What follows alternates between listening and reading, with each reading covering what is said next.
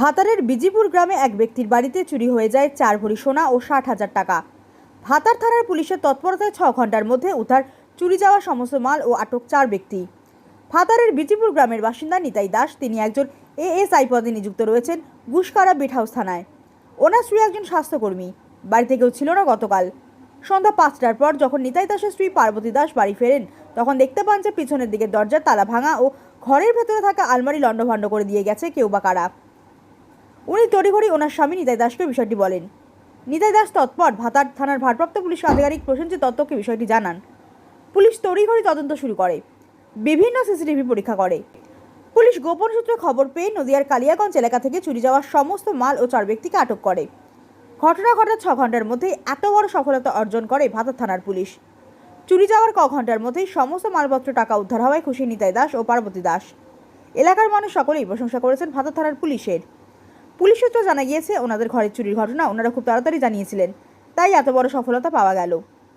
উল্লেখ্য যে কয়েক মাস আগে ভাতারের ওর গ্রামে পরপর 3টি কালী মন্দিরে চুরির ঘটনা ঘটেছিল। সেখানেও এক ব্যক্তিকে গ্রেফতার করে সমস্ত মালপত্র উদ্ধার করেছিল ভাতার থানার পুলিশ।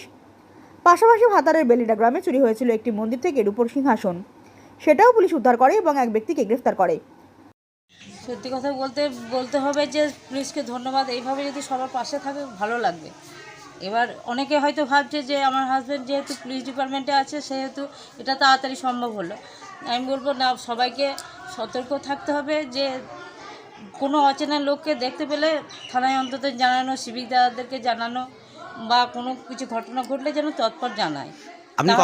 আপনি কখন জানতে পারলেন চুরি হয়েছে? আমি তো ব্লক এমএসি মিটিংয়ে ছিলাম। এবার ওখান থেকে ফেরার পর আমি 5:30 প্রায় 5:15-20 এরকম টাইমে জানতে পেরেছি যেটা ঘটেছে আমার বাড়িতে। কী চুরি গিয়েছিল? আমার চুরি বললাম তো 55 থেকে 60,000 টাকা।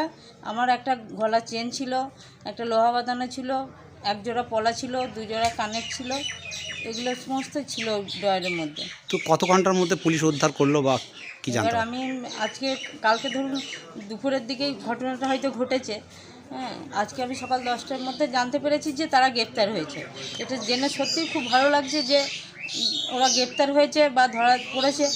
ওদেরকে যেন প্রকৃতপক্ষে শাস্তি হয়, যেন পরবর্তীতে আর কোনো জায়গায় এরকম ধরনের কাজ না করতে পারে। কতজন আটক হয়েছে কি জানতে? 4 জন আটক হয়েছে। আপনার কি নাম? আমার পার্বতী দাস। কিসের সার্ভিস করেন আপনি? আমি বিজিপুর সাব সেন্টারে সিএইচে। পুলিশকে ধন্যবাদ দেওয়া ছাড়া আমার আর কিছু বলার নেই। অসংখ্য ধন্যবাদ যে এইভাবে যেন ওনারাও যেন কাজ করেন, তাহলে মানুষ খুশি থাকবে ওনাদের উপর। এটা হচ্ছে বিজিপুর গ্রাম। ঘটনা ঘটেছে, আমি পুলিশের চাকরি করি, আমার ওয়াইফও একটা এএনএম হেলথে কাজ করে। দুজনাই আমরা বাড়িতে ছিলাম না দুপুরবেলায়, আর ছেলেরাও বাইরে থাকে। আর আমি ডিউটি করা আওয়ার্সে ওখান থেকে জানতে পারি, প্লাস আমার ওয়াইফ এসে দেখে বাড়ির মেন গেটে তালা আছে, কিন্তু ঘরের ভিতর ঢোকার মুখে যে তালাটা ছিল ওইটা ভাঙা ছিল, প্লাস পিছন দিকে যে তালাগুলো ছিল ওগুলো ভাঙা। আর ঘরের ভিতরে ঢুকে যে ড্রয়ারে টাকা বা গয়না ছিল, আমার টাকা ছিল প্রায় 55 থেকে 60-এর মধ্যে, আর গয়না যেগুলো ছিল ভরি 3 থেকে 4 ভরির মতোই ছিল। এইগুলো আমাদের লোকাল থানায় উদ্ধার করে দিয়েছে। আর আমি যখনই জানতে পারি তখন সঙ্গে সঙ্গে লোকাল থানাকে আমি জানিয়েছিলাম। ওনারা ওনাদের মতো কাজ করে আমাকে 6 ঘন্টার মধ্যে আমাদের ওখান থেকে ওরা রিকভারি করে আমাকে জানায় যে মাল উদ্ধার হয়েছে। আপনার আটক কতজনকে করেছে? করা হয়েছে 4 জনকে। কতটা খুশি আপনি? আমি তো খুবই খুশি, যেহেতু আমি ওই ডিপার্টমেন্টে কাজ করি, প্লাস আমার ডিপার্টমেন্টের এত বড় একটা কাজ করলো, ওর জন্য আমি ধন্যবাদ দিচ্ছি। আপনার কি নাম? আমার নাম নিতাই চন্দ্র দাস। আপনি কোথায় পোস্টিং রয়েছেন? আমার পোস্টিং হচ্ছে গুসকারা বিট হাউসে।